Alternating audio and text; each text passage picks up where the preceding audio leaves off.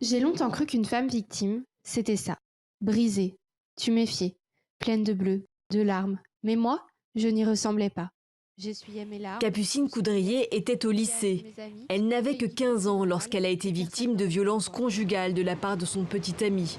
Et pendant 3 ans, elle n'en a même pas eu conscience. Ça a d'abord été des violences psychologiques avec une emprise qui s'est installée au fur et à mesure du temps, où il a essayé de me couper de mes proches, de ma famille, de mes amis, etc.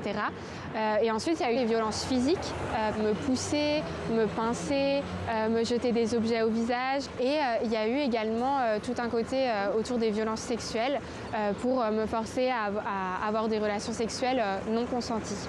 Sur les réseaux sociaux, Capucine sensibilise, porte la parole des victimes. Son compte Instagram, Over the Rainbow, compte près de 9000 abonnés. J'avais vraiment ce besoin d'offrir un espace de parole aux autres parce que moi, je n'avais pas forcément pu avoir accès à ce genre d'histoire, à ce genre de témoignages, alors que ça m'aurait aidé à l'époque. Et les besoins sont grands. La dernière étude d'envergure sur le sujet en France remonte à l'an 2000.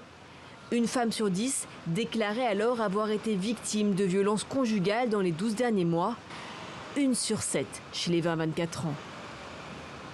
Aujourd'hui, la jeune femme a rendez-vous avec l'association En Avant Toutes. Bonjour Capucine. Bonjour. L'équipe a lancé le premier chat en France dédié à ces questions. On a vu que les jeunes s'expriment par exemple sur les réseaux sociaux, sur des forums, sur plein d'endroits comme ça un petit peu informels.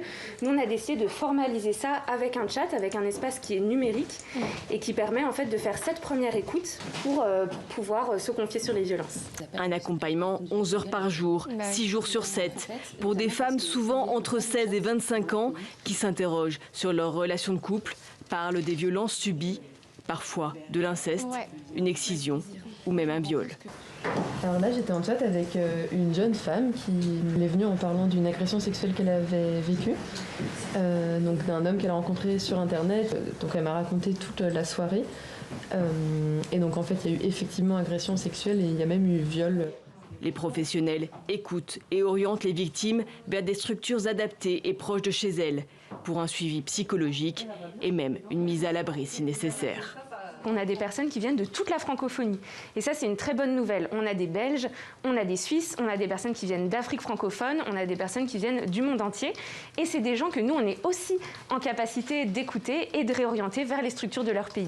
Une aide indispensable, car les proches perçoivent rarement les changements chez les jeunes victimes. C'est plus difficile de détecter des violences chez une jeune femme adolescente que chez une femme plus âgée, parce qu'en fait, à l'adolescence, on est déjà dans un moment où on va changer de comportement d'une manière générale, et du coup, des changements de comportement liés à des violences peuvent passer inaperçus, parce qu'on peut mettre ça en fait sur le coup de l'adolescence.